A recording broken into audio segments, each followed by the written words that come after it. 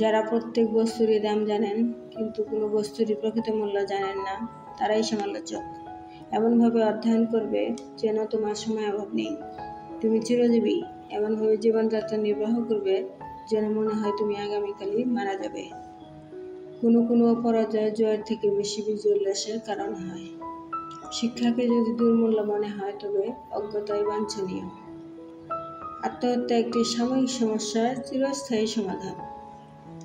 আলস্য ও অতিভোজনের দরুন স্থূলকায় নিদ্রালু হয়ে বিছানায় ঘোরাঘুরি দেওয়া স্বভাবে পরিণত হলে সেই মূর্খের জীবনে দুঃখের পুনরাবৃত্তি ঘটবে।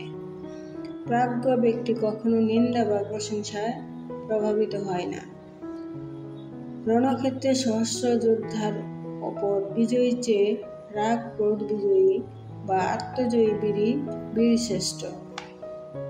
আমি ভেড়ার নেতৃত্বে সিংহবাহিনীকে ভয় পাই না, কিন্তু সিংহের অধীনে ভেড়ার পালকে ভয় পাই। চিন্তার প্রতিফলন ঘটে স্বভাব বা প্রকৃতিতে। যদি কেউ মন্দ অভিপ্রায় নিয়ে কথা বলে কাজ করে, দুঃখ তাকে অনুগমন করে।